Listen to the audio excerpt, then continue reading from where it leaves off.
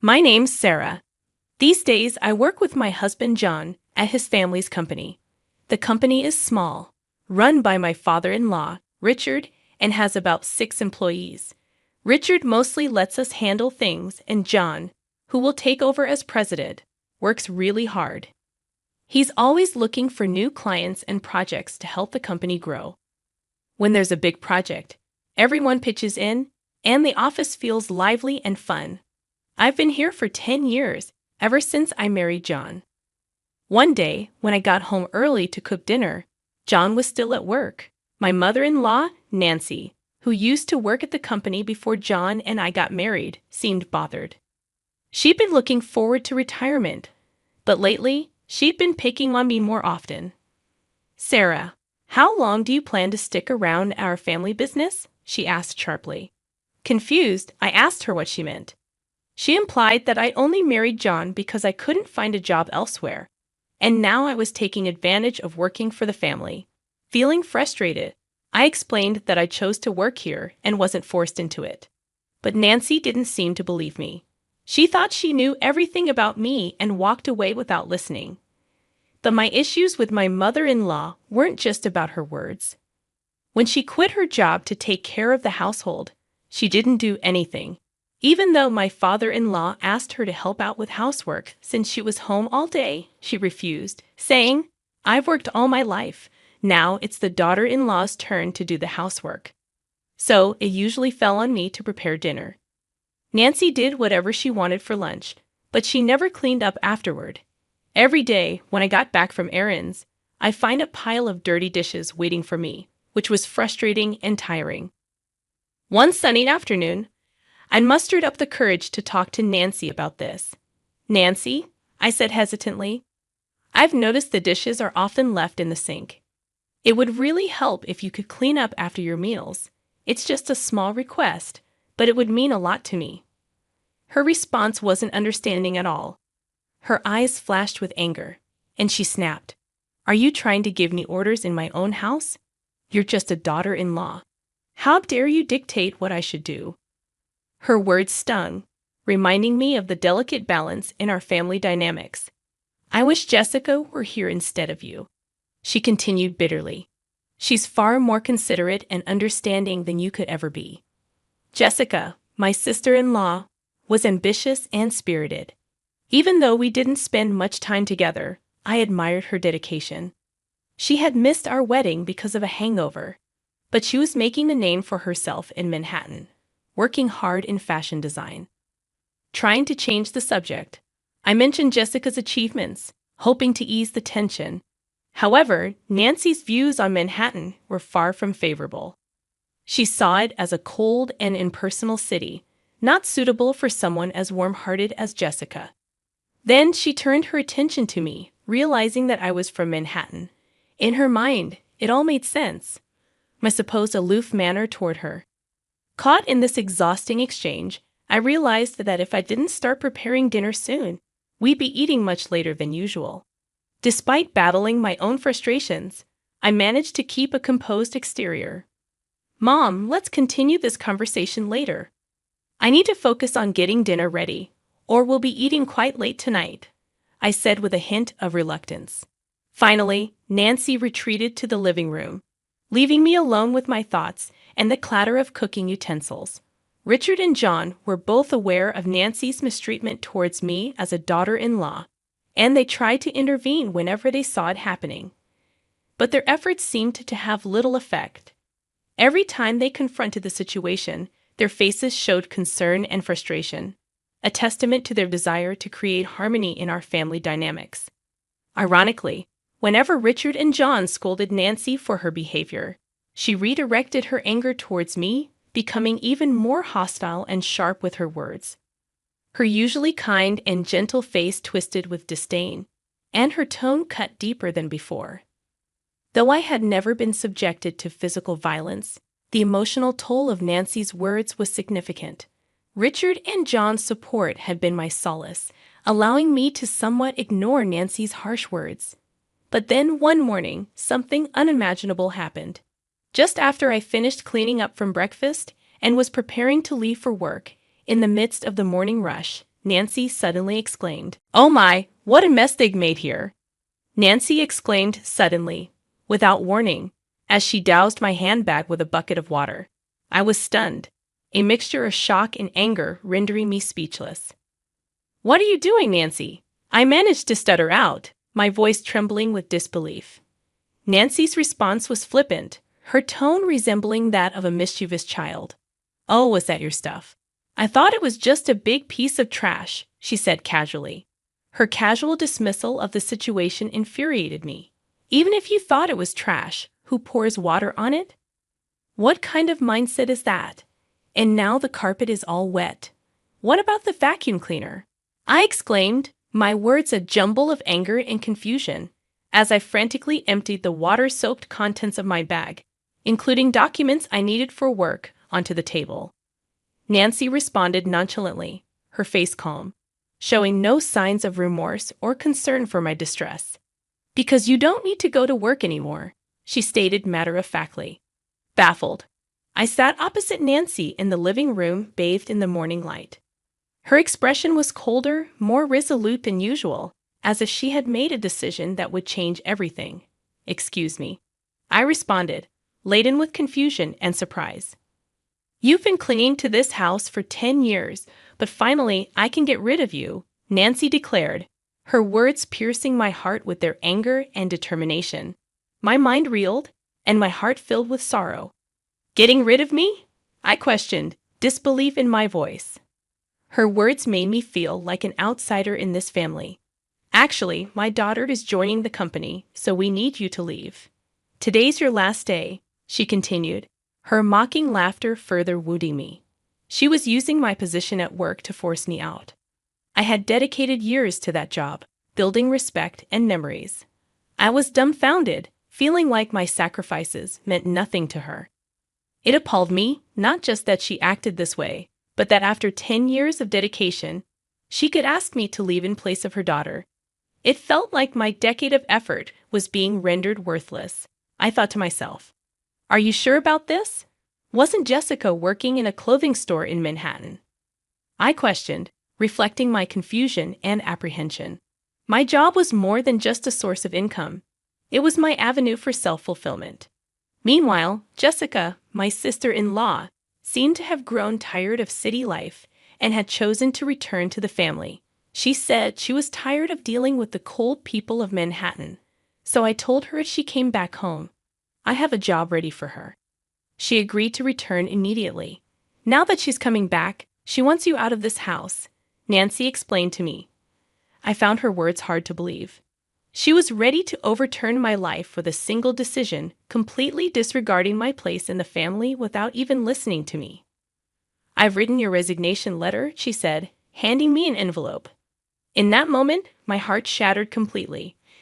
Everything I had built over the years was reduced to nothing, treated like a mere piece of paper. Her actions severed our family bond irreparably. I headed to the company, just a brisk 3-minute walk from my home. My mind was a whirlwind of apprehension and anticipation as I walked under the cool morning sky. Each step felt heavy with the weight of what was to come. Upon reaching the office, I shared with my father-in-law Richard and my husband John. I told them what my mother-in-law had said. Their faces were a mix of shock and thinly veiled anger, yet they remained composed. They suggested that maybe, just maybe, it was time for me to resign to show her the reality of the situation. This suggestion sent my heart into turmoil. Having worked tirelessly in our family-run business for years, I barely knew what a long vacation felt like, aside from brief rests during Thanksgiving and the holiday season. Encouraged by John and Richard's gentle words, "Why don't you spread your wings for a change?" I made up my mind to embark on a little trip. As I packed, I found myself pondering deeply about my life, my choices, and what lay ahead. Meanwhile, my sister-in-law Jessica, who had come to replace me at the company, shockingly didn't show up until 1:00 p.m.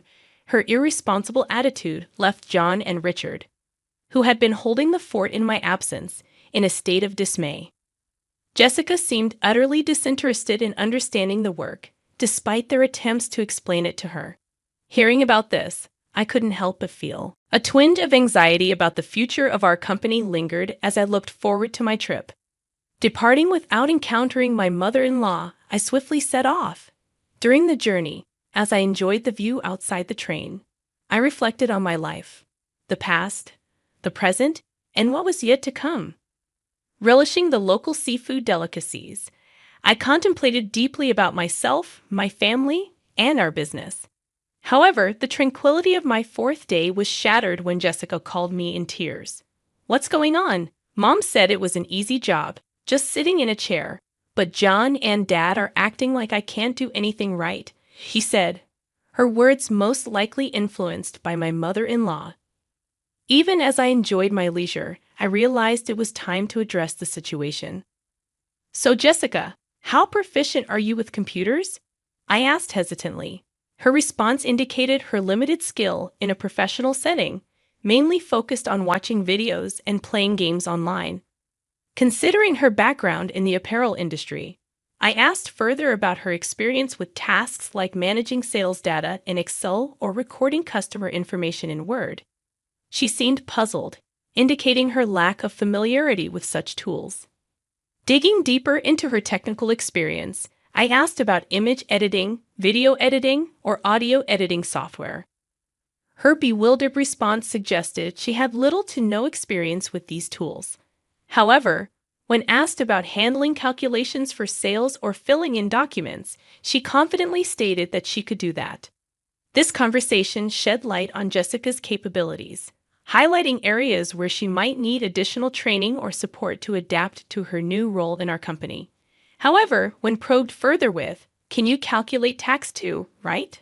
her confidence waned as she responded uncertainly. This question was a test of her mathematical skills and ability to apply them in a business context.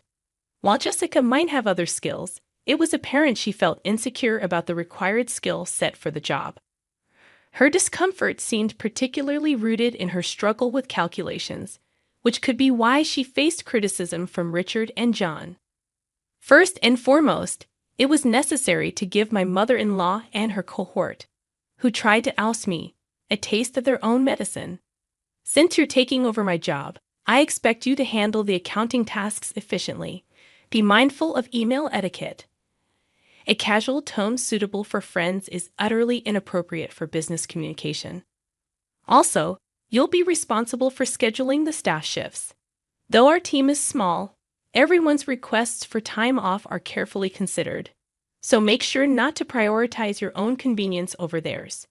As I continued to list down my demands, I could hear her sobbing on the other end of the line. "But I was told I wouldn't have to do anything. Why are there so many tasks? I didn't come back home for this," she exclaimed, abruptly ending the call.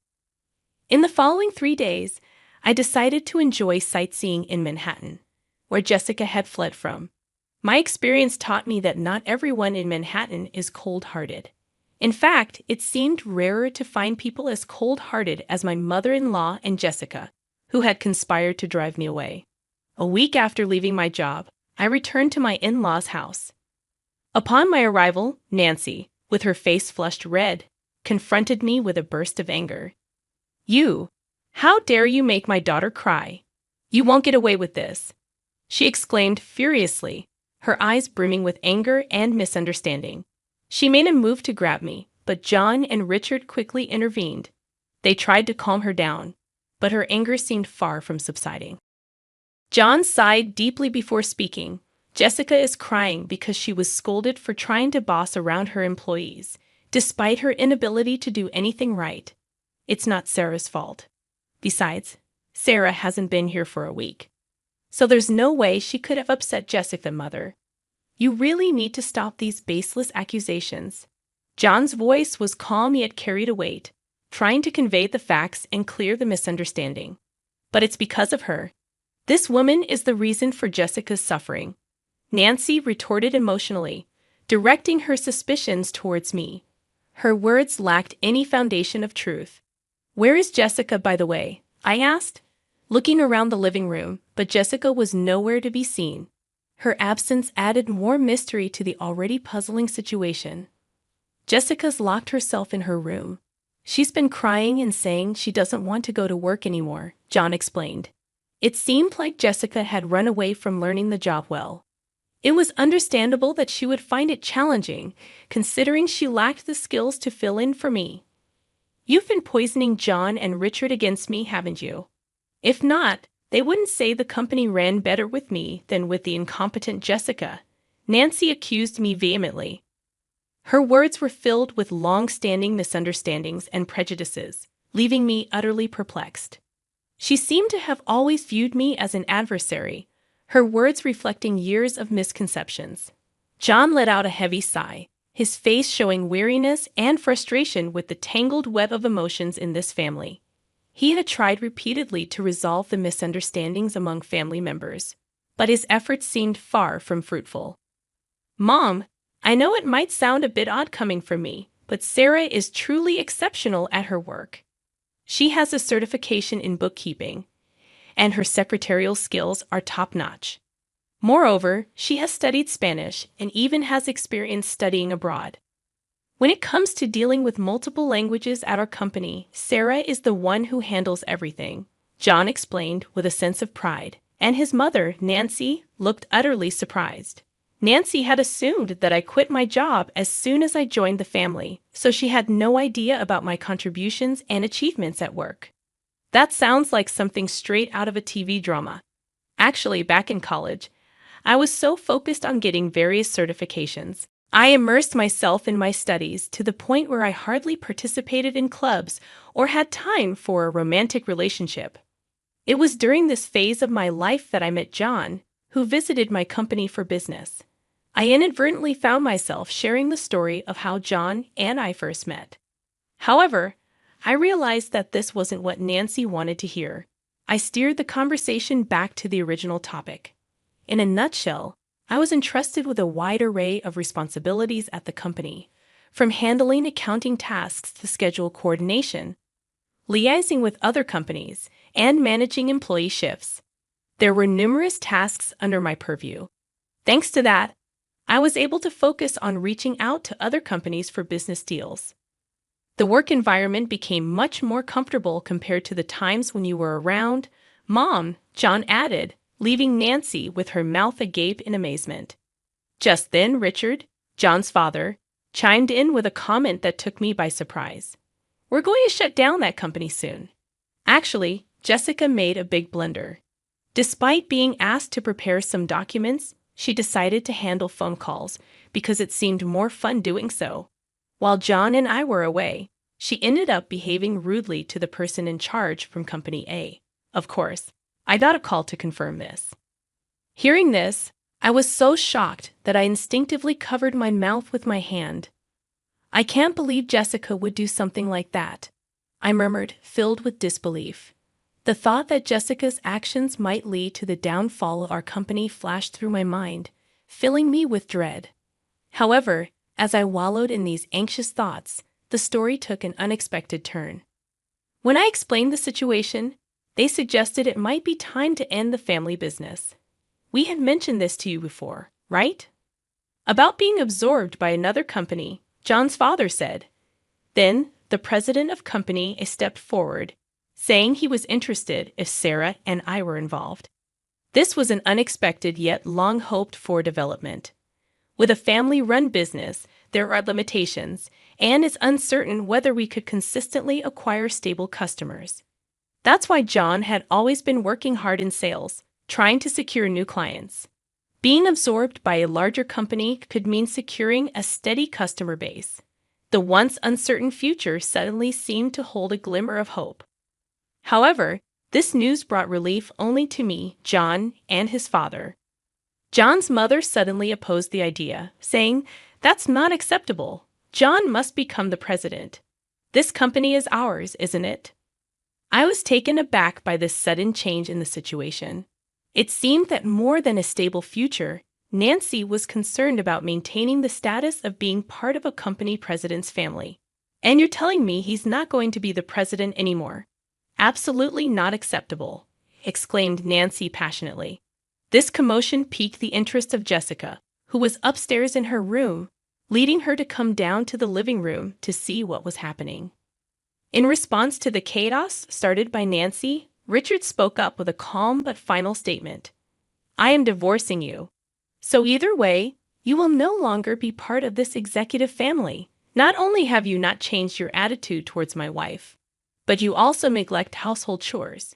To top it off, you spend your days out with young men instead of being home. I have no intention of supporting such a wife any longer. This was news to both me and John. We were so shocked that we could only stare at Sarah's father-in-law with wide eyes.